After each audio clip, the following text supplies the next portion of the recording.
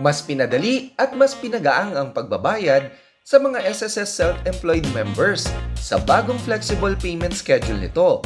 Alamin kung sino ang under ng SSS Self-Employed at kailan ang payment deadline nito.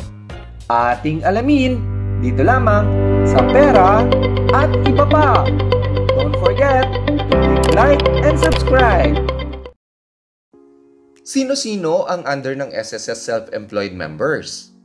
Ito ay ang mga magsasaka, mangingisda, delivery rider, market vendor at marami pang iba.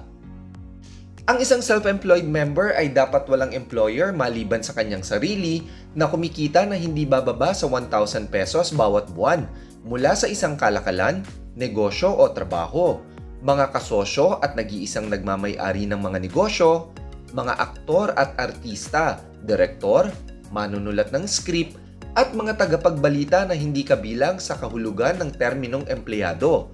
At sila ay hindi dapat lalagpas ng 60 taong gulang.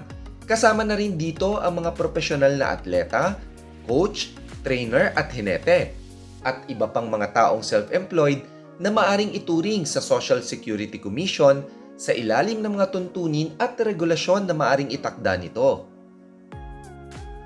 Kung dati ang payment deadline date nito ay ang last day of the month following the applicable month or calendar quarter, ngayon ay maaari nang bayaran hanggang sa katapusan ng kasalukuyang buwan ang alingmang kontribusyong hindi nabayaran sa loob ng nakaraang 12 applicable months.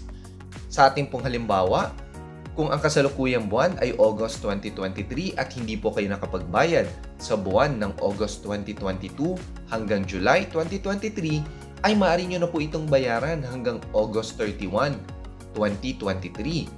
Kung ang kasalukuyang buwan naman po ay September 2023 at hindi po kayo nakapagbayad sa mga buwan ng September 2022 hanggang August 2023, ay maaari nyo po itong bayaran hanggang September 30, 2023. At sa ating pong huling halimbawa, kung ang kasalukuyang buwan ay October 2023 at hindi mo nabayaran ang nakaraang taon from October 2022 hanggang September 2023, ay maaari mo na itong bayaran sa kasalukuyang buwan or October 31, 2023.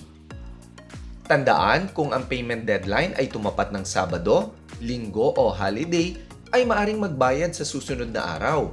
Halimbawa, kung ang deadline ay September 30, 2023, araw ng Linggo, ito ay mamumove na sa October 1, 2023, Monday.